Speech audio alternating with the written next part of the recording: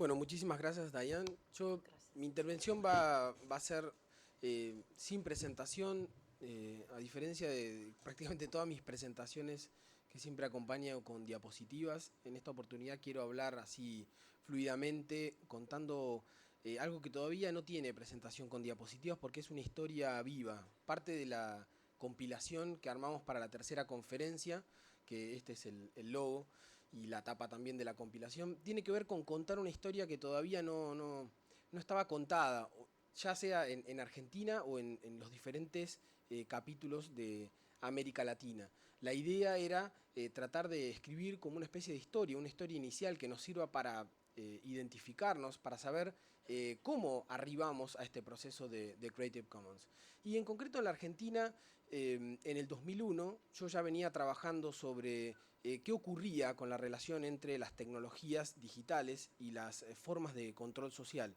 En concreto, qué pasaba con la relación que existe entre la producción legal, entre la producción jurídico-política y las tecnologías digitales, y en concreto con el diseño y las plataformas tecnológicas, tal como es el caso de Creative Commons. En el 2001 todavía no existía prácticamente ni siquiera noticia de qué era el proyecto. De hecho, ni siquiera se había lanzado a nivel internacional. Sin embargo, por esas cuestiones azarosas, como por ejemplo van a poder leer en el texto en donde la gente de Brasil o la gente de Perú o la gente de México también llega al proceso de una forma así casi casual, eh, me puse a ver qué relación existía en el tema de propiedad intelectual en general, en este tema, en esta relación entre tecnologías y regulaciones. Y me encontré con que, claro, a nivel internacional, ya en ese momento, y sobre todo a partir de un texto muy interesante que se llamaba Código y otras regulaciones del ciberespacio de Lawrence Lessig, el fundador y principal mentor del sistema de Creative Commons, yo encontré que había una relación íntima, efectivamente, entre las regulaciones y las tecnologías. Lessig decía en aquel momento, ya en el 1999, que es cuando aparece su primera edición, y de hecho ya estaba escrito en un paper, que el código digital, la producción de tecnologías y sobre todo la producción de software,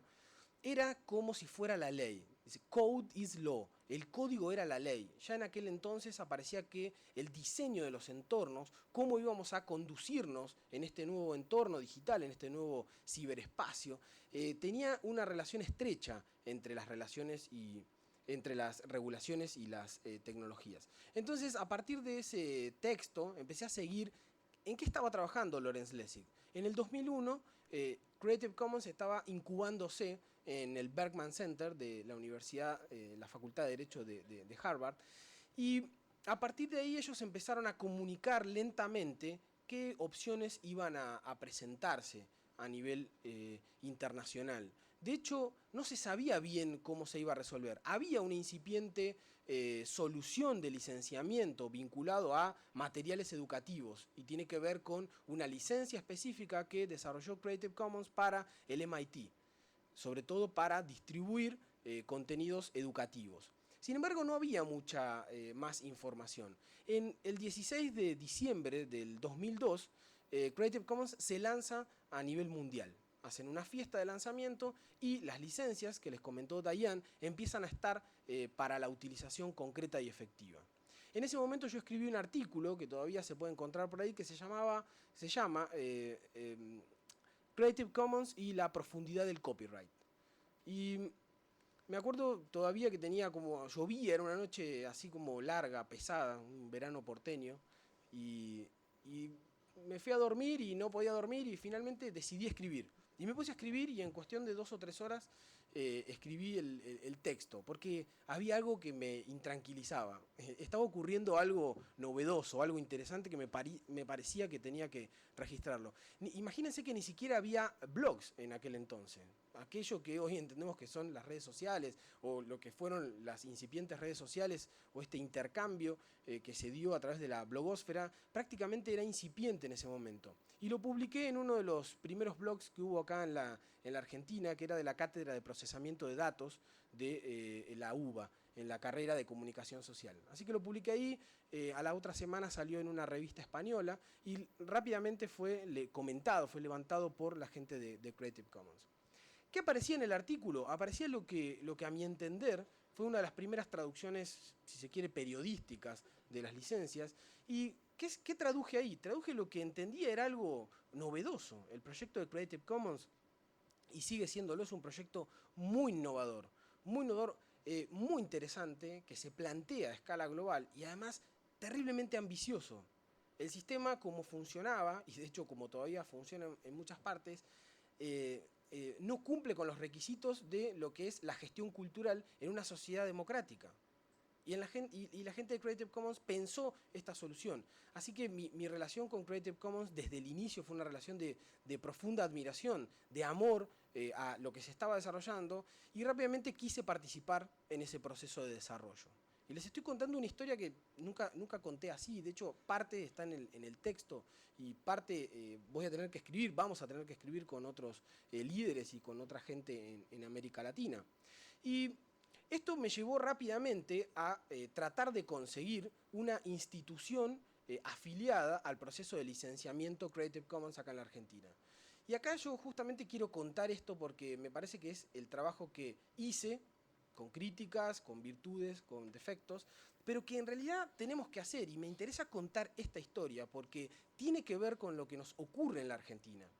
Hay un proyecto a nivel internacional que es muy novedoso, muy interesante, pero ¿cómo hacemos para traducirlo a nuestro contexto? ¿Cómo hacemos para adecuarlo políticamente?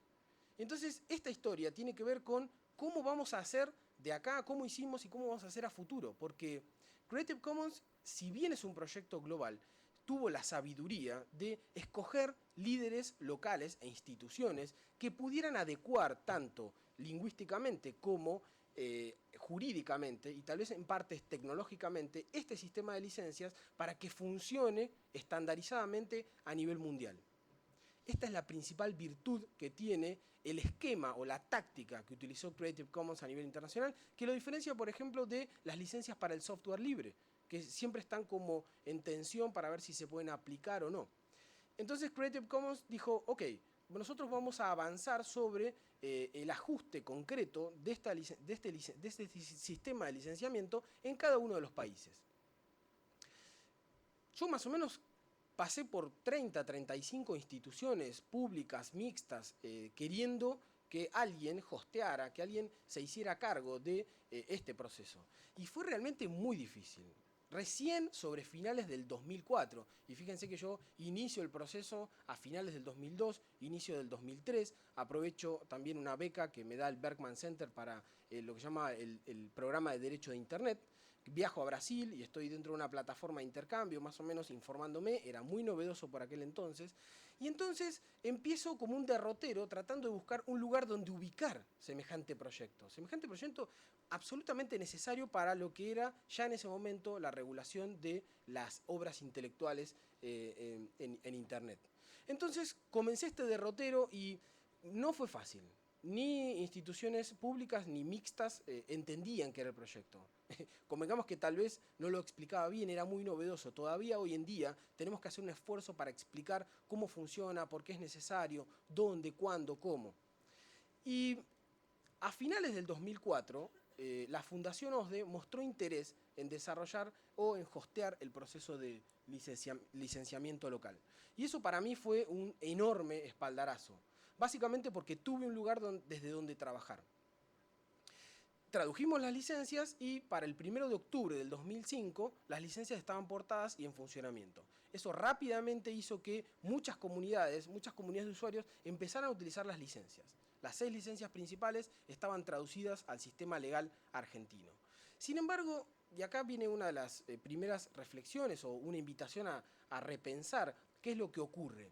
Un sistema tan novedoso como las licencias Creative Commons en un sistema anquilosado, en un sistema más bien vetusto, en un sistema que todavía funciona para la gestión de la cultura casi de forma conservadora, en donde todavía los autores no tenemos derecho a elegir las condiciones en que queremos efectivamente monetizar o participar de una libertad de expresión en redes electrónicas distribuidas como Internet o bien de la industria.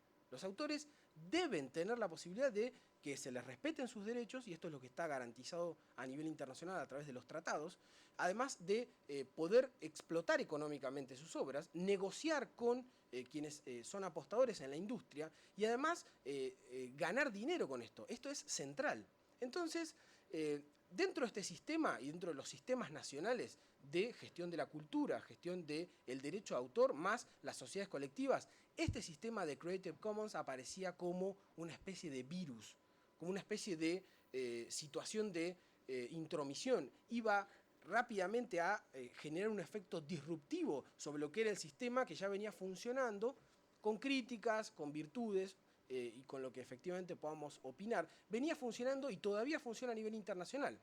Ahora, ¿qué traía Creative Commons de interesante? Traía, en primera instancia, una resignificación positiva, algo muy importante para las sociedades democráticas, en donde ubicaba en la figura del autor la capacidad, el ejercicio concreto de un derecho de decidir cómo iban a gestionarse sus obras. Este derecho es central, es un derecho en cabeza de cada uno de los ciudadanos, hace y construye sociedades democráticas. Es este derecho que, por las formas de gestión y por las formas industriales, de alguna manera había dejado pequeña la figura del autor, la había dejado abajo de, efectivamente, una estructura de gestión colectiva. Yo no estoy haciendo una crítica de la gestión colectiva puntual, estoy haciendo una explicación de cómo funcionó y a qué nivel efectivamente las licencias Creative Commons en la Argentina se insertaron. Y les estoy comentando cómo pensar y repensar la adecuación tecnológica y jurídica que hay que hacer a futuro.